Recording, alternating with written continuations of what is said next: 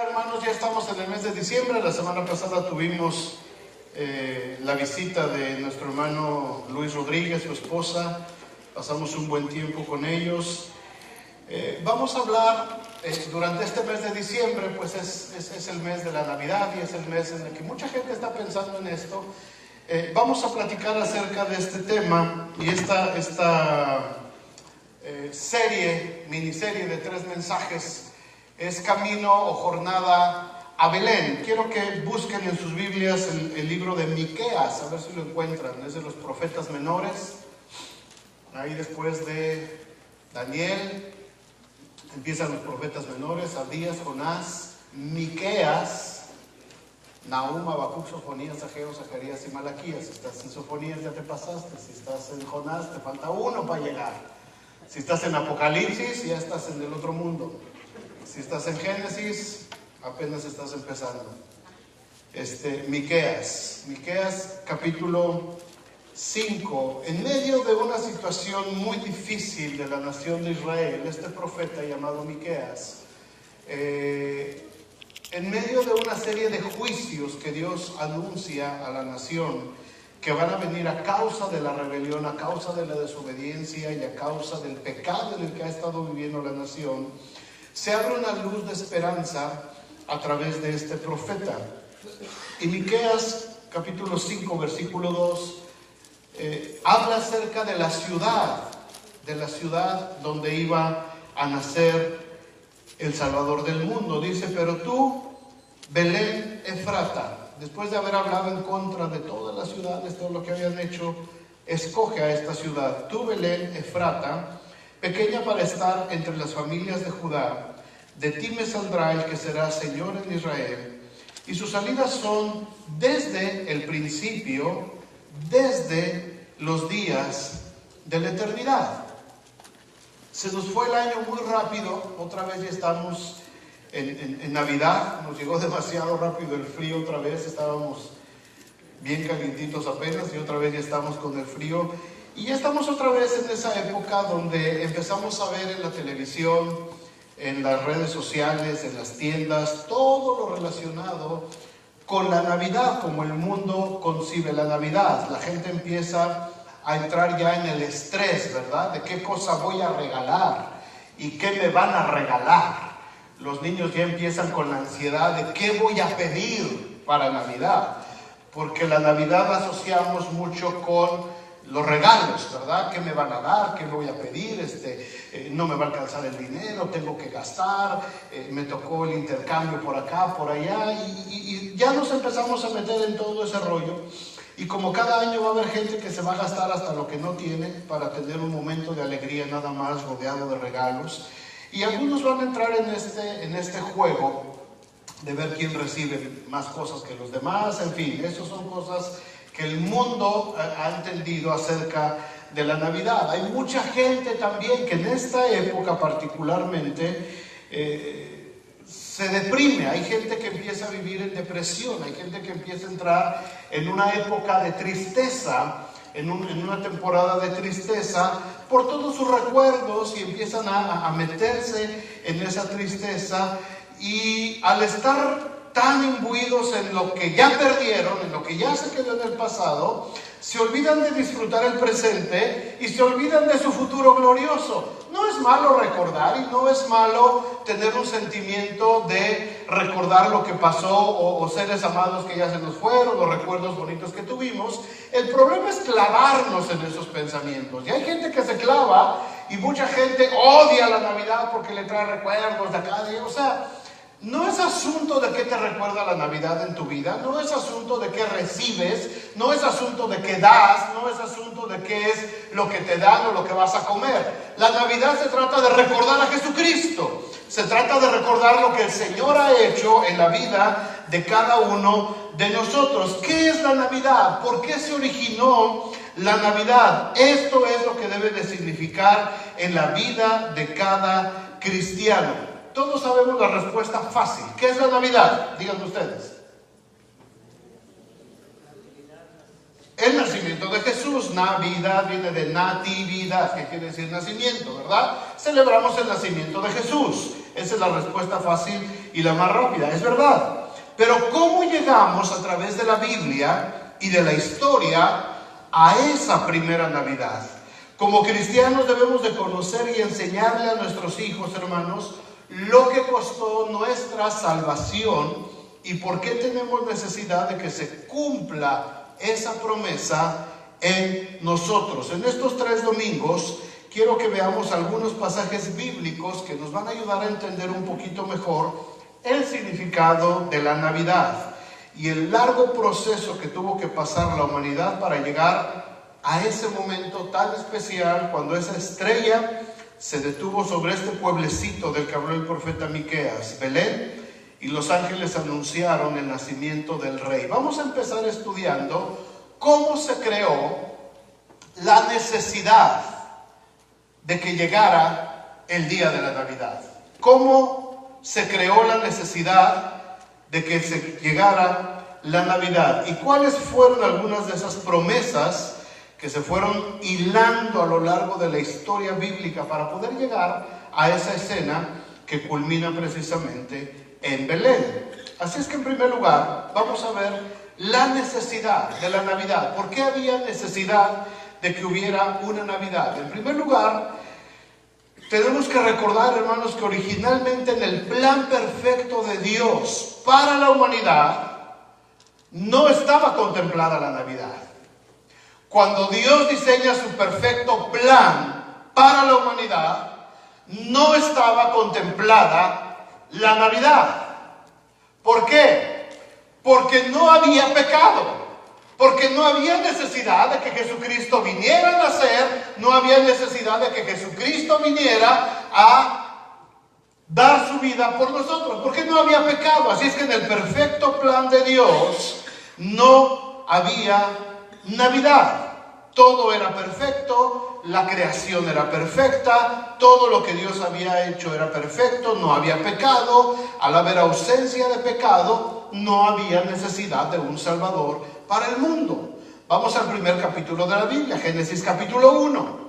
Dice el versículo 24, luego dijo Dios, produzca la tierra seres vivientes según su género, bestias, serpientes, animales de la tierra según su especie, y fue así. E hizo Dios animales de la tierra según su género, ganado según su género, todo animal que se arrastra sobre la tierra según su especie, y vio Dios que era bueno. Entonces dijo Dios, hagamos al hombre a nuestra imagen, conforme a nuestra semejanza, y señoree, es decir, domine, gobierne sobre los peces del mar, en las aves de los cielos, en las bestias, en toda la tierra y en todo animal que se arrastra sobre la tierra. Y creó Dios al hombre a su imagen, a imagen de Dios lo creó, varón y hembra los creó. ¿Y los qué?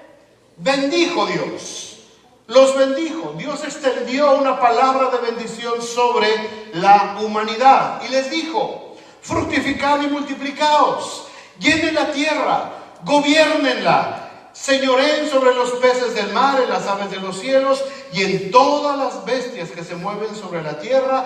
Y dijo Dios, he aquí que os he dado toda planta que da semilla, que está sobre la tierra, todo árbol en que hay fruto y que da semilla os serán para comer. Y a toda bestia de la tierra, y a todas las aves de los cielos, y a todo lo que se arrastra sobre la tierra, en que hay vida, toda planta verde le será para comer. Y fue así. Y vio Dios todo lo que había hecho, y he aquí que era bueno en gran manera. Y fue la tarde y la mañana el día sexto. El capítulo 2 empieza diciendo, fueron pues acabados los cielos y la tierra, y todo el ejército de ellos. Y acabó Dios en el día séptimo la obra que hizo, y reposó el día séptimo de toda la obra que hizo, y bendijo Dios al día séptimo y lo santificó, porque en él reposó de toda la obra que había hecho en la creación. Ahora, ¿pueden poner esta imagen en sus mentes, hermanos, que acabamos de leer? Hasta aquí todo está bien. Una creación perfecta. Una humanidad, aunque solamente eran 2 personas, pero ya era la humanidad, perfecta. Había una simbiosis, es decir, una interacción entre todos los ecosistemas que Dios acababa de crear, perfecta. No había canibalismo, no había aberraciones, no había climas descontrolados, todo estaba perfecto, era una creación perfecta. Hasta ahí es el plan de Dios. El plan original de Dios es que todo fuera de una manera perfecta. ¿Ustedes creen que Dios iba a hacer algo imperfecto? ¿Que Dios iba a hacer algo al aventón? ¿Que Dios iba a hacer algo todo mal hecho? Así es que tenemos una creación perfecta. Todo como estaba en el perfecto plan de Dios. Ahora, lo mejor de esta creación perfecta no eran los hermosos paisajes que había, no eran las hermosas y majestuosas bestias que se movían por la tierra, no eran todas esas parvadas de aves de muchos colores que cruzaban los cielos y Adán y Eva caminando por ahí. Eso no era lo más hermoso de la creación. Lo más hermoso de la creación, hermanos, era que había una comunión directa entre Dios y su creación, entre Dios y el hombre y la mujer que Él había creado a su imagen y semejanza. Era una perfecta comunión. Dios bajaba, Dios descendía y se paseaba en medio del huerto y convivía con Adán y con Eva, tenían comunión, al principio solamente con Adán. Imagínense la relación tan bonita que se dio con Adán. No sabemos cuántos años pasaron desde que se formó Adán del polvo de la tierra hasta que Dios le trajo a la mujer, que lo hizo dormir para crear a la mujer. Pasaron muchos años y fueron muchos años, yo me puedo imaginar, de una hermosa relación entre Dios y el hombre. Así lo planeó Dios. En la mente de Dios en ese momento no estaba presente la Navidad, porque Adán obedecía la voz de Dios, Adán tenía la mente de Cristo, Adán estaba en continua comunión con Dios. No había necesidad de un Salvador, no había necesidad de un puente, de un mediador. Adán tenía esa perfecta comunión con Dios, era lo más hermoso que había. En el capítulo 3 leemos, en el 3:8, oyeron la voz de Jehová Dios que se paseaba en el huerto al aire del día. Esa era la comunión tan perfecta que tenían Adán y Eva. Escuchaban la voz de Dios y ellos conversaban con Dios. Había una perfecta comunión. Dios descendía, hablaba. Este es el plan de Dios, hermanos. Ahora, antes de llegar a la siguiente parte del versículo 8, ese es el plan perfecto de Dios. Yo quiero que lo pongas en tu mente, porque ese es el plan que Dios preparó para cada uno de nosotros también. Dios quiere que vivamos dentro de su perfecta creación. Dios quiere que vivamos con una perfecta comunión con Él. Y el plan de Dios se va a cumplir. El plan de Dios va a llevarse a cabo. Aunque no lo creamos nosotros, el plan de Dios se va a cumplir, tal y como Él lo diseñó desde el principio de la creación. Creación perfecta, comunión perfecta. Ese es el plan de Dios para mi vida. ¿Cuántos lo creen? La Biblia habla de que va a haber cielos nuevos y tierra nueva, porque las primeras cosas van a pasar. Todo lo que conocemos va a pasar y Dios va a volver a crear otra vez la tierra nueva. Y nosotros vamos a estar ahí como parte de esa perfecta creación. El plan de Dios, hermanos, no se ha cancelado. El plan de Dios sigue. Hasta aquí donde hemos leído en Génesis, así era el plan. Y ese plan va a seguir. ¿Qué fue lo que sucedió? En ese momento, segundo parte del versículo 8, y el hombre y su mujer se escondieron de la presencia de Dios. Ahí se abre un paréntesis en ese perfecto plan de Dios. Se abre un paréntesis porque había una creación perfecta, había una comunión perfecta, pero hubo un error en el hombre. Hubo un error. Hubo lugar para el pecado. Y el pecado hizo que fueran destituidos de la gloria de Dios. Así es que al momento de haber el pecado, se abre un paréntesis en la historia de la humanidad. Un paréntesis que lleva hasta ahorita abierto más de 7.500 años probablemente. Y no sabemos cuánto tiempo más durará ese paréntesis. Pero en ese momento, cuando se abre el paréntesis, cuando el hombre desobedece, cuando la mujer es engañada por la serpiente y la mujer convence al varón, y el varón, en lugar de obedecer la voz de Dios, oyó la voz de la mujer, en ese momento se tiene que detener el plan de Dios. Pero el plan de Dios no se canceló, se detuvo, se puso en pausa ese plan, y ese plan va a seguir adelante. Génesis 3:6, tenemos la creación perfecta, comunión perfecta, pero nos encontramos una conducta imperfecta por parte del hombre. Y vio la mujer que el árbol era bueno para comer y que era agradable a los ojos, y árbol codiciable para alcanzar la sabiduría, y tomó de su fruto y comió. Y dio también a su marido. ¿Y qué hizo el marido? Le entró también a los tacos de canasta. Y se tiene que poner pausa en el perfecto plan de Dios, porque entró el pecado, porque el pecado se hizo presente en la humanidad.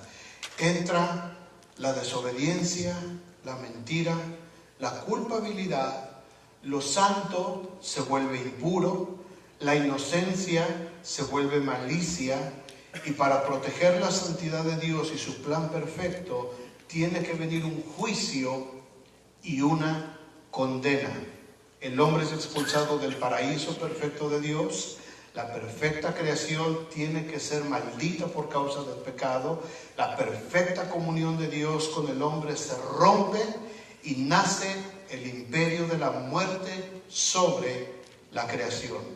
En ese momento, hermanos, también nace la necesidad de un Salvador. Ahí nace la necesidad de una primera Navidad. De ahí nace esta necesidad de que alguien tiene que venir a romper ese paréntesis que se abrió a causa del pecado. Junto con la necesidad nace también una promesa.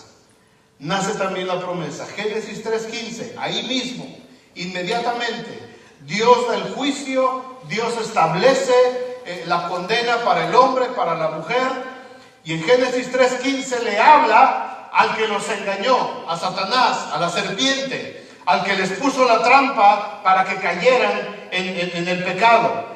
Y pondré, le dice a la serpiente, enemistad entre ti y la mujer, y entre tu simiente, le dice a Satanás, es decir, entre tus demonios, entre todos tus descendientes, entre todas tus huestes de maldad, todos tus gobernadores de tinieblas, entre todos ellos voy a poner enemistad entre ellos y la simiente, es decir, la descendencia de esta mujer. Esta te herirá en la cabeza y tú le vas a herir en el talón solamente. Viene solamente un juicio de parte de Dios, pero viene la promesa. Se va a levantar la simiente de la mujer, se va a levantar la descendencia de esta mujer a la que tú engañaste, y esa descendencia te va a pegar en la cabeza, te va a herir, te va a matar y te va a desterrar completamente. Esa simiente, por supuesto, se refería a Jesucristo. Y aquí, mis amados hermanos, es donde inicia la jornada a Belén, con una promesa, un descendiente de esta mujer a la que acaban de engañar va a derrotar a la serpiente para toda la eternidad, y toda la descendencia de esta pareja, que ahora ha sido maldecida a causa del pecado y que ha sido desechada, va a tener la oportunidad de volver a entrar en el perfecto plan de Dios que se trazó desde el principio. ¿Recuerdan la imagen, la escena que los evangelios narran de la crucifixión? Está Jesús crucificado y dice que había, ¿qué? Al lado de él, dos ladrones, ¿verdad? Y uno le dijo, si de veras eres hijo de Dios, Pues ¿por qué no te bajas de la cruz y de paso pues nos echas una mano y nos bajas a nosotros? Y el otro le dice al otro ladrón, dice, ni aún estando en esta situación te arrepientes de lo que hiciste. Nosotros somos culpables de lo que hicimos, pero este hombre no hizo nada. Y lo crucificaron. Y le dice al Señor Jesús, Señor, acuérdate de mí. ¿Y cuál fue la respuesta de Jesús? De cierto te digo que hoy estarás conmigo, ¿dónde? ¿En dónde? En el paraíso. Pues no, el paraíso desapareció. No, el paraíso se quitó. No dice Génesis que puso 2 querubines con 2 espadas que se revolvían y que nadie iba a entrar ahí. No, los científicos y los historiadores se han devanado los sesos por miles de años queriendo investigar e indagar del paraíso y dicen, eso no existió, eso no está. Y Jesús le dice, de cierto te digo que hoy estarás conmigo en el paraíso. ¿Qué significa eso? El paraíso ahí está, hermanos. El paraíso ahí está. Qué contentos están. El paraíso ahí está. El paraíso existe. El huerto del Edén existe. El lugar donde Dios tenía esa comunión perfecta existe. El lugar de la creación perfecta de Dios existe. Ahí está. Dios lo tiene en algún lugar y está esperando que nosotros podamos entrar también a esa eterna morada donde vamos a reinar con Él por toda la eternidad. Se crea la necesidad de la Navidad, de la natividad, de que nazca un descendiente de la mujer para poder aplastar la cabeza de la serpiente. Y a lo largo de esa promesa se empiezan a generar promesas que van a ir sosteniendo el plan a través de las generaciones, a través de los siglos, a través de muchos años. Vamos a ver la promesa.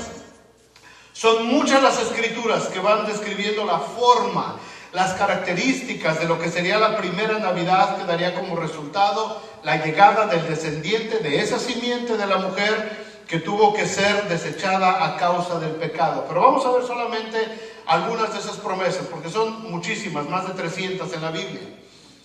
La primera promesa se la dan a Abraham, Génesis 22:18. Le dice Dios a este hombre, en tu simiente, ahí está otra vez la palabra. En Génesis le dijo Dios a la mujer, a Satanás, la simiente de esta mujer te va a pegar en la cabeza. Y aquí le está diciendo Dios a Abraham, en tu simiente, es decir, en tu descendencia, serán benditas todas las naciones de la tierra. Por una razón, ¿por qué? Porque obedeciste a mi voz. La primera pareja, hermanos, fue desobediente. Dios les dijo, de todo árbol puedes comer, solamente de los 2 árboles que están en el centro del huerto, no alargarás tu mano para comer de ahí. Y el hombre no obedeció la voz de Dios y alargó su mano y tomó y trajo consecuencias. Pero Abraham le está diciendo aquí el Señor, por cuanto obedeciste a mi voz. Este hombre llamado Abraham obedeció la voz. Así es que la jornada a Belén empieza a caminar. Mucha gente quiere hoy las promesas de Dios para su vida, pero no quieren obedecer la voz de Dios. Mucha gente le encanta que le digan de promesas y le encanta escuchar mensajes de promesas y las promesas, y Dios dice que tú vas a hacer esto y el otro, y Dios ya te dio, Dios ya te abrió, pero no quieren obedecer la voz de Dios. No quieren ser obedientes a la voz de Dios. La jornada a Belén se trata del nacimiento de Jesús, hermanos, para volver a la humanidad al plan original de Dios. Pero ese plan debe de ir cumpliendo con cada uno de los requisitos que Dios ha puesto para nosotros. La Navidad se debe de tomar en un sentido no solamente de festejos y regalos, sino de obediencia a la palabra de Dios. Esto es la Navidad. Esta es la Navidad. Por cuanto obedeciste a mi voz. Por cuanto obedeciste mis mandamientos, mis caminos. Por cuanto obedeciste lo que yo te había mandado. Pasan otros 500 o 600 años más o menos y encontramos a otro descendiente de la simiente de Eva y de la simiente de Abraham, en quien se vuelve a firmar la promesa, David, el rey David. Primero de Samuel 16:1. No estoy, no puedo. Primero de Samuel 16:1. Dijo Jehová a Samuel: ¿hasta cuándo llorarás a Saúl, habiéndolo yo desechado para que no reine sobre Israel? Saúl había decidido no obedecer a Dios. Y por no obedecer, fue desechado. Eva decidió no obedecer a Dios. Adán decidió no obedecer a Dios, sino a su mujer. Y por tanto los dos fueron desechados. ¿Entendemos? Cuando yo decido desobedecer a Dios, soy desechado. No porque Dios me quiera desechar, sino porque yo mismo me estoy haciendo a un lado y me estoy descalificando para ser un hijo de Dios. Cuando yo decido desobedecer e ir en contra de los designios de Dios, yo mismo me estoy haciendo a un lado. ¿Hasta cuándo llorarás a Saúl, habiéndolo yo desechado para que ya no reine sobre Israel? Y le dice Dios a Samuel: llena tu cuerno de aceite y ven, te enviaré a Isaí de Belén, porque en sus hijos me he provisto de rey. La ciudad de Belén, donde mucho tiempo atrás del cautiverio de Israel en Egipto, empezó a aparecer en la historia bíblica. En esta pequeña ciudad de Belén, que está en la tierra prometida, dentro de la tierra de Canaán, Jacob tuvo que enterrar a su esposa Raquel, a la que amaba, a la mamá de José y de Benjamín, el gran amor de su vida, por la que trabajó 14 años sin parar con su suegro Jetro, su suegro Labán, ¿verdad? Estuvo trabajando primero 7 años y le dieron a la que no era, y se echó otros 7 años y le dieron a Raquel, la mujer que amaba con todo su corazón, y la que le dio a José, que fue el que los liberó de Egipto, y a Benjamín, a 2 hijos. Y se muere Raquel cuando iba Jacob de camino en la tierra de Canaán. Y justamente se muere allí en la tierra, en el pueblo de Belén, en la ciudad de Belén. Y Jacob entierra ahí a Raquel, a la mujer que amaba. Y esta ciudad empieza a entrar en el cuadro histórico. A lo largo de los libros de Josué, en el libro de Jueces, empiezan a haber eventos alrededor de esta pequeña ciudad. No era una gran ciudad, no se comparaba por supuesto con Jerusalén, ni con Damasco, ni con ninguna de las grandes ciudades. Era una pequeña ciudad, era un pueblito, Belén. Pero empieza a aparecer en la historia. Algunos eventos del libro de Jueces se desarrollan en esta ciudad. Y la vida de este hombre llamado David se desarrolla alrededor de esta ciudad de Belén. ¿Cuál es la promesa después de 500 años? Que vuelve a sonar, pero ahora en la vida de David. Segundo de Samuel 7:16.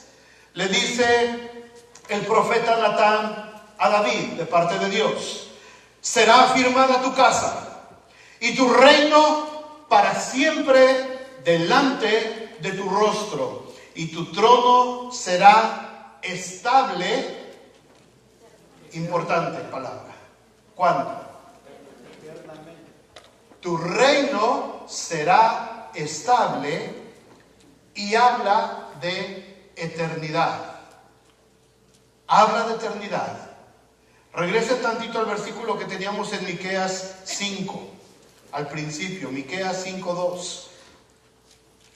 Dice, y sus salidas son, la segunda parte, desde el principio, desde los días de la eternidad. ¿Se dan cuenta? Hermanos, ojalá captemos esta idea, todos.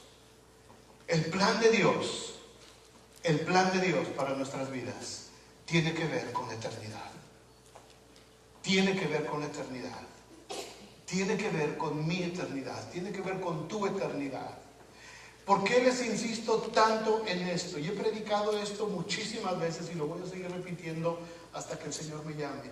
Porque muchas veces el cristiano vive tan enfrascado en el pequeño espacio de tiempo en el que estamos viviendo en este cuerpo mortal, que nos olvidamos de voltear a ver la eternidad. Y muchas veces se nos cierra el mundo y se nos cierran los problemas y se nos cierran todas las puertas, porque solamente estamos enfocados viendo como las gallinas para acá abajo, buscando gusanitos y granitos de maíz, y se nos olvida lo que nos predicaba hace 8 días el pastor Rodríguez: levantar nuestras alas, agarrar la corriente y levantarnos como las águilas para tener una visión de eternidad. Eternidad. El águila allá arriba ve todo el valle completo. La gallina aquí abajo solamente ve su pequeño espacio de tierra. Y muchas veces el cristiano estamos perdidos en este pequeño, en nuestros 2 metros cuadrados alrededor de nosotros, y nos cuesta trabajo movernos de ahí. Y pensamos que todo lo que sucede en la vida tiene que ver con esos 2 metros cuadrados alrededor de nosotros, con el maicito, con el gusanito, y no nos movemos de ahí. Y se nos cierra el mundo y nos peleamos y nos enojamos, porque estamos perdiendo de vista la eternidad. A David le está diciendo: tu trono será estable eternamente. Pero tú, Belén Efrata, pequeña ciudad, para estar dentro de las tribus de Judá, de ti me saldrá el que será el Salvador del mundo, y sus salidas son desde el principio, desde los días de la eternidad. Hermanos, la Navidad tiene que ver con la eternidad. Con la eternidad. ¿Cuál es la promesa después de 500 años? Primero, a Eva: tu simiente le va a pegar en la cabeza a la serpiente. Abraham: en ti serán benditas todas las familias de la tierra, por cuanto obedeciste a mi voz. David: tu trono será firmado eternamente. Te voy a levantar casa eternamente. 2000 años antes de la Navidad, hermanos, en David ya empezaba el avión de Belén empezarse a enfilar. Bueno, no había avión, la carreta ya se empezaba a enfilar hacia Belén. No había solamente un rey eterno, no se habla solamente de un libertador, ya se menciona una ciudad, una descendencia que tendrá características de eternidad. Hermanos, los cristianos en Navidad no celebramos un evento del pasado. La gente que no conoce a Dios ve el tema de la Navidad como una historia lejana que recordamos cada año, cada vez con más ruido alrededor, menos esencia de lo que realmente es la Navidad. Cada vez hay más cancioncitas de Navidad y papa que no tienen nada que ver con Navidad. Y cada vez que celebramos esto hay tantas cosas que alrededor de nosotros que nada tienen que ver con Navidad, y nos vamos olvidando de lo que realmente significa que la Navidad es un evento de eternidad. Tiene que ver con la eternidad. La Navidad significa para nosotros que hemos entrado en una corriente que nos va a llevar a la eternidad de Jesucristo, de un reino que no tiene fin, de una nación donde nosotros hemos sido sembrados, adoptados por medio de Jesucristo. No habrá otra vez el engañador que nos haga desviarnos del plan de Dios. Así es que está la promesa con Eva. Se crea una necesidad. El hombre desobedece. Se abre el paréntesis. Viene la necesidad. Hay que poner un salvador en el mundo. Hay que hacer alguien que pueda limpiar y borrar el error que acaba de cometer el ser humano. Se le promete a Eva. Se le afirma a Abraham. Se le afirma a David. 500 años después, otra vez, un profeta, el profeta Isaías, se le vuelve a revelar lo que va a suceder, los planes que van a suceder de esa Navidad, que va a ser una realidad. El nacimiento de aquella simiente de la mujer, que fue prometido en el plan de Dios muchos siglos atrás, y de la descendencia de la raza humana, inspira el Espíritu Santo Isaías y escribe en Isaías 7:14: por tanto el Señor mismo os dará señal. La Virgen concebirá y dará a luz un hijo, y le pondrá por nombre Emmanuel, Dios con nosotros. Una señal. Ya tenemos una ciudad, ya tenemos una promesa, ya tenemos un Salvador. Ahora tenemos una señal, un hecho sobrenatural, algo más allá de nuestra comprensión. La primera mujer fue engañada y provocó la maldición del pecado. Ahora Dios, fíjense bien, ahora Dios va a usar a otra mujer para traer la solución. He aquí que la virgen, una mujer, concebirá, es decir, quedará encinta, quedará embarazada y va a dar a luz un hijo que se va a llamar Emmanuel, que significa Dios con nosotros. Después Isaías vuelve a confirmar el nacimiento de Jesús. Isaías 9:6, ahí adelantito. Porque un niño nos es nacido, hijo nos es dado, y el principado sobre su hombro. Se llamará su nombre Admirable Consejero, Dios fuerte, Padre eterno, Príncipe de paz. Lo dilatado de su imperio y la paz no tendrán límite sobre el trono ¿de quién? De David. Y sobre su reino, disponiéndolo y confirmándolo en juicio y en justicia desde ahora y ¿para cuándo? Para siempre. Otra vez la eternidad. El celo de Jehová de los ejércitos hará esto. La promesa, hermanos, se confirma. La jornada a Belén empieza a lo largo de otros 600 años. Para Dios no hay tiempo ni espacio. El plan se va cumpliendo. En ese plan empezamos nosotros a ser tomados en cuenta. Ahora hay que formar un pueblo nuevo. A partir de la primera Navidad, un pueblo que se convertirá en un linaje escogido, una nación santa, un real sacerdocio, un pueblo adquirido a precio de sangre para anunciar las virtudes de aquel que le dijo primero a Eva, la primera mujer: pondré enemistad entre ti y la mujer, y entre tu simiente y la simiente suya. Esta te herirá en la cabeza y tú le herirás en el calcañar.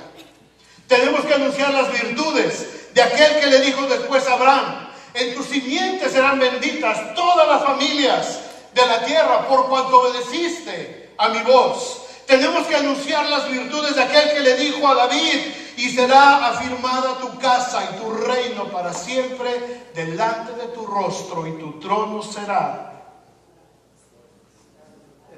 estable.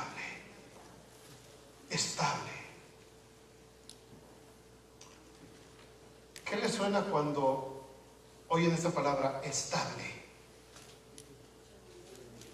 Seguridad, tranquilidad. No habrá cambios. Sin cambios. ¿Qué es algo estable? Firme. ¿Algo qué? Permanente. Estable. Eterno. Justo. Me iba a meter en un asunto de física, pero nos vamos a enredar aquí y nos vamos a meter en... Porque la estabilidad de las masas es no de las masas de tamales, ¿no? Pero en leyes de física, la estabilidad de las masas tiene que ver con inmutabilidad, tiene que ver con asuntos que no cambian, es decir, algo que permanece estable, de lo cual no hay mucho en el universo más que la pura energía, es lo único que permanece estable. Todo lo demás de ahí tiene movimientos y tiene cambios y transformaciones, pero cuando se habla de algo estable, nosotros lo entendemos como todo lo que ustedes dijeron, así, ¿verdad? Algo que no se mueve, algo que no cambia, algo que es inmutable, quiere decir no sufre cambios a pesar del tiempo, a pesar de las características, de las circunstancias, no se mueve. Cuando nosotros, hermanos, estamos atravesando por alguna situación difícil como familias, como personas, como iglesia, como nación, como cultura, como sociedad, entra a veces el pánico en nosotros. ¿Qué voy a hacer? Me corrieron del trabajo, me quedé sin trabajo, no tengo dinero, se me vence el bill de esto, se me vence el bill del otro. Y entramos en pánico, en un pánico que nos lleva a una inestabilidad. Es decir, nuestra vida se altera, se mueve. El trono de Dios permanece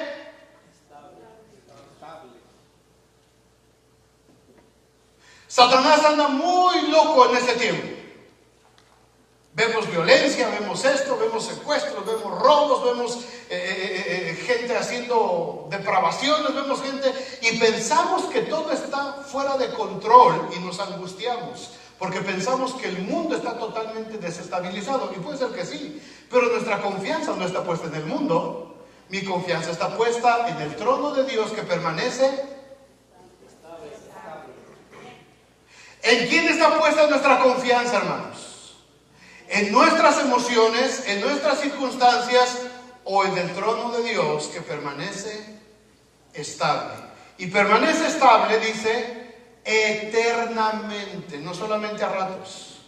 El trono de Dios no se mueve. Hay gente religiosa que piensa, como dijo Jesús, que por su vana palabrería serán oídos. Y hay gente que se deschonga y hace porque piensan que van a impresionar a Dios. Y piensan que van a mover el trono de Dios a su favor. Y el trono de Dios no se mueve. Y yo he escuchado inclusive predicadores que dicen, vamos a clamar, a mover el trono de Dios. No, papacito. Ahí te la vas a amanecer. El trono de Dios no se mueve.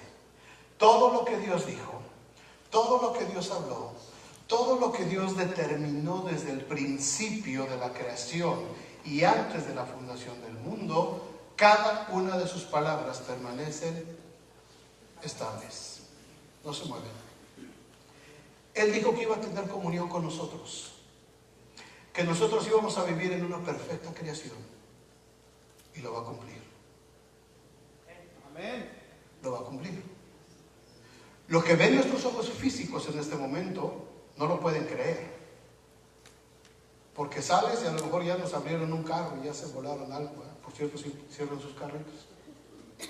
¿Por qué? Porque hay maldad, porque hay violencia, porque hay gente que está tratando de hacer maldad y estamos rodeados de maldad todos los días. Por eso nuestras mentes no pueden percibir que nosotros somos ahora parte de una creación perfecta y de una comunión perfecta con Dios, donde su trono permanece estable. ¿Gracias a qué? Gracias a la primera Navidad. Gracias a que Jesucristo vino a nacer, gracias a que se dio el milagro de la concepción de Jesucristo y Él pudo ser parte de esta humanidad, pero sin pecado alguno, y entonces de esa manera su eternidad nos alcanza a nosotros. Para recordar esa escena, hermanos, no como un cuento de hadas. Se ven muy bonitos todas las escenas, todas este tipo de escenas que vemos por todos lados. ¡Ay, los borreguitos y los reyesitos y el angelito! Siempre lo ponen así, el angelito. Y yo en la Biblia, los ángeles que veo en la Biblia, yo no veo que estén. Los veo con espadas, ¿no? Los veo con... dan miedo, ¿no? Los ángeles que se escriben en la Biblia de aquí. Siempre los vemos así. Está bien, no importa. Es nomás para darse una idea. Pero mucha gente asocia la Navidad solamente con esta escena. Hermanos, a partir de hoy yo quiero que ustedes asocien la Navidad con la eternidad gloriosa de Jesucristo. ¿Qué significa para ti la Navidad? Cristo vino a nacer en un pesebre hace 2000 años. Esa es la verdadera historia de la Navidad. No. ¿Qué significa para ti la Navidad? Mi eternidad en Cristo Jesús. ¿Qué significa para ti la Navidad? Que Jesucristo vino a darme vida eterna, a firmarme en su reino, en un reino que permanece estable, no se mueve, no se mueve. ¿Satanás puede mover el trono de Dios? ¿A nosotros nos puede mover el tapete? Y no nomás nos los mueve, le da el jalón y allá vamos a dar. ¿Verdad? ¿Por qué? Por cuanto no obedeciste a mi voz. Por eso nos pega Satanás. Por eso nos da con todo. Porque Dios dijo, de eso puedes comer. Y está re buena.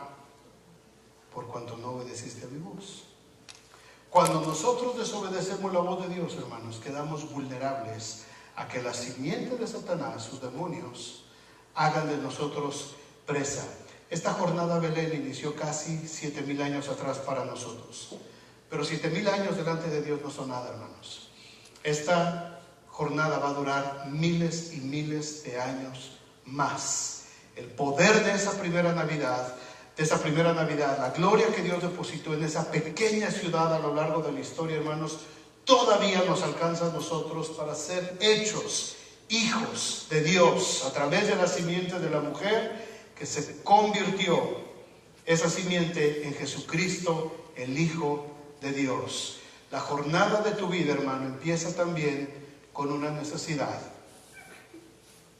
Toda la jornada de nuestras vidas, todas nuestras jornadas, de todos los que estamos aquí, hacia el Señor, empezó con una necesidad.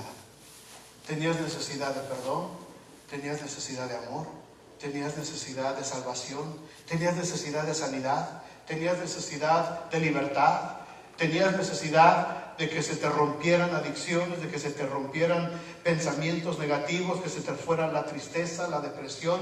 Todos empezamos con una necesidad, pero para cada necesidad del ser humano hay una promesa gloriosa de Dios. Hay una promesa de libertad, hay una promesa de sanidad, hay una promesa de unción especial de parte de Dios que vino a través de la simiente de la mujer, a través de Jesucristo, que vino a nacer en aquel pueblecito llamado Belén, de la región de Efrata.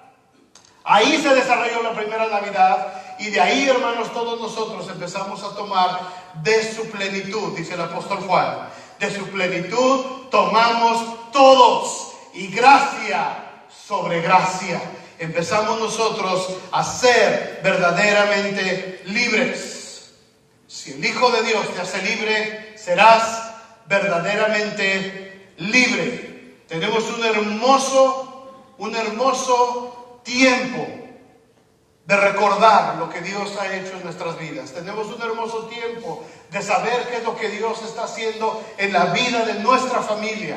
¿Qué es lo que Dios va a hacer en nuestra eternidad, hermanos? Yo no lo sé. No lo sé. ¿Qué es lo que va a pasar en los siguientes años? No lo sé. Lo que sí sé, hermanos, es que todos nosotros tenemos que tener la mirada puesta en esa eternidad. En esa eternidad de Jesucristo. Ahí tenemos que tener la mirada puesta. Y mientras estemos en esta tierra, mientras estemos caminando en esta tierra, tenemos que desgastarnos para que el reino de Dios se establezca donde Él nos ha sembrado como pueblo, como linaje, como ciudad santa, la iglesia. Tenemos que desgastarnos sin perder de vista ese eterno linaje que el Señor nos ha preparado a cada uno de nosotros. A mí me encanta la Navidad, pero me encanta recordar esto. Cada vez que recordamos la Navidad, recordamos el futuro, no el pasado. Recordamos lo que Dios ha preparado para nosotros, no lo que pasó allá atrás, sino lo que Dios ha preparado para nosotros. No recuerdes tu pasado, no recuerdes las cosas pasadas, no las traigas a memoria, dice el profeta. Busca las cosas eternas, busca las cosas eternas de Dios. Hay una necesidad, había necesidad de perdón, y Dios puso una promesa. Vénganse, Benchi, por favor, muchachos de la alabanza. Y yo les quiero preguntar, hermanos, en esta tarde, quizás alguno de ustedes tiene alguna necesidad. Déjame decirte, hay una promesa. Hay una promesa. No sé cuál es la necesidad que cada quien pueda tener. Algunos tienen necesidad de aceptación, algunos tienen necesidad de amor, de sanidad, de libertad, necesidad de sentir que son parte de algo, necesidad de olvidar el pasado, necesidad de quitar la culpabilidad, necesidad de quitar pensamientos negativos, necesidad de dejar de estar viendo hacia las cosas que no convienen. No sé qué necesidad puede haber. Lo que sí sé es que para cada necesidad hay una promesa de parte de Dios. Jesús le dijo a los judíos que habían creído en Él, que si creían en Él y que si se hacían verdaderamente sus discípulos, conocerían la verdad, y la verdad nos iba a hacer libres. la verdad nos iba a hacer libres. Jesucristo nació en Belén. La jornada a Belén empezó desde que se abrió aquel paréntesis para poder tener un Salvador, hermanos. Alguien que nos diera esa llave de libertad. Una llave que difícilmente la íbamos a encontrar en ningún lado, solamente en Jesucristo. Y cuando Jesús se fue al cielo, cuando Jesús terminó su labor, dice que antes de irse tuvo este momento con sus discípulos para recordarles la eternidad. Cuando Él se acercó para tomar esa última cena en el aposento alto, le dijo a sus discípulos: ya no la voy a volver a tomar entre ustedes hasta que la tomemos juntos en el reino de mi Padre. Ahí es a donde quiero que apuntemos nuestra mirada.